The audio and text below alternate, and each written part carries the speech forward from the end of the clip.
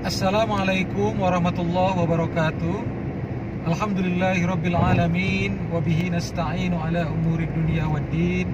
Wassalatu wassalamu ala asyrafil anbiya'i wal mursalin wa ala alihi wa ashabihi ajma'in. Amma ba'du.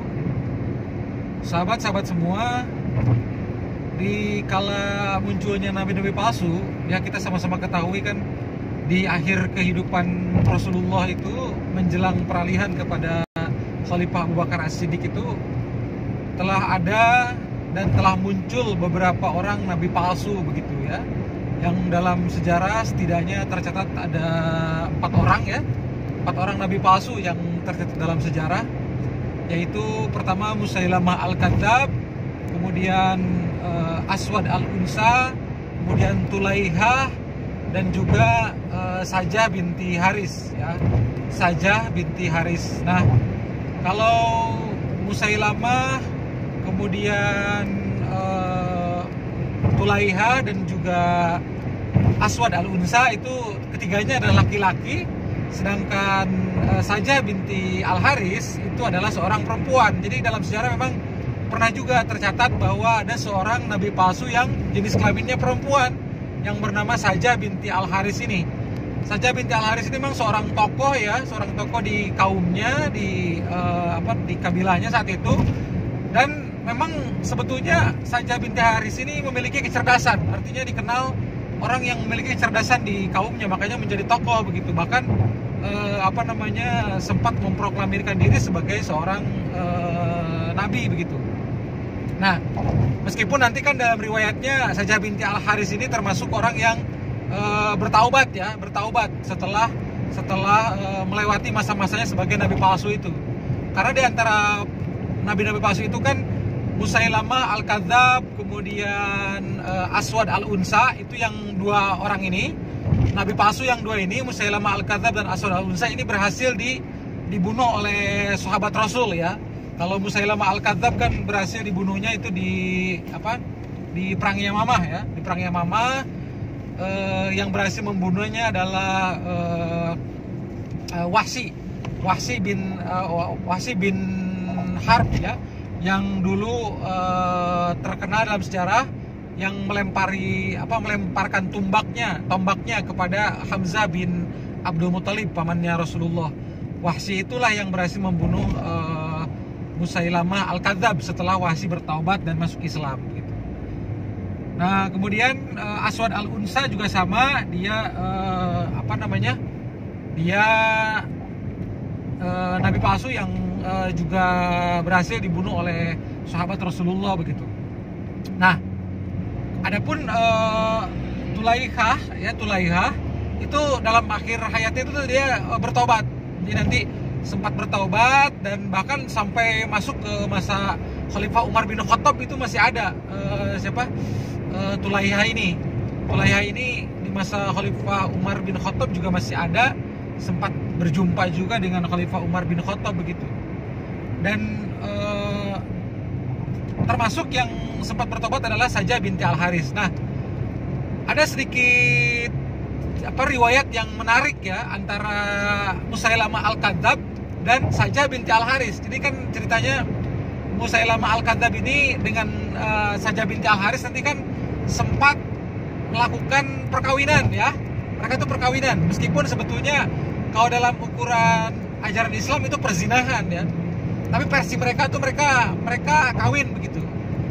Jadi kan pada saat itu dikisahkan bahwa Sajah binti Al-Haris ini awalnya akan menyerang 2 pihak, yaitu pertama pihak Madinah, kaum muslimin di Madinah di bawah kepemimpinan Abu Bakar As-Siddiq, dan juga di bawah kepemimpinan Khalifah Abu Bakar saat itu khalifahnya sudah Abu Bakar ya.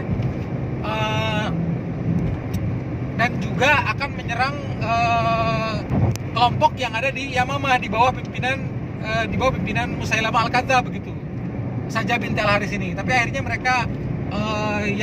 akhirnya Sajah binti Al-Haris itu perginya ke Yamamah dan rencananya akan memerangi kelompok Yamamah itu yang di bawah pimpinan nabi palsu Musailamah Al-Kadzab. Tapi ternyata Musailamah Al-Kadzab itu sangat pintar dengan siasatnya.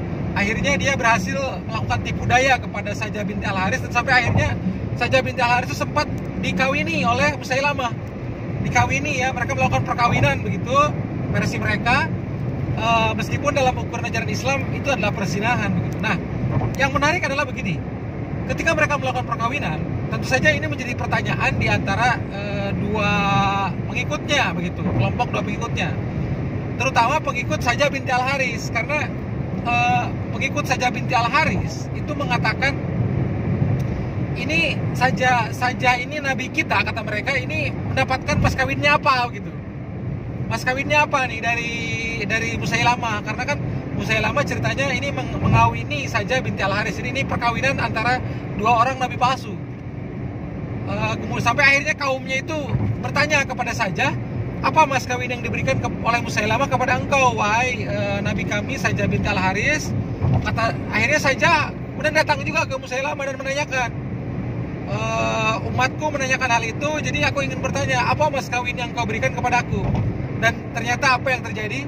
Musailamah Al-Kadzdzab mengatakan, mas kawinku, ya mahar pernikahanku, seolah-olah begitulah ya, mas kawin perkawinanku kepada engkau adalah aku membebaskan engkau dan umatmu, aku membebaskan kamu, wahai Sajah, dengan umatmu dari kewajiban sholat isya dan sholat subuh. Dari kewajiban sholat isya dan sholat subuh. Jadi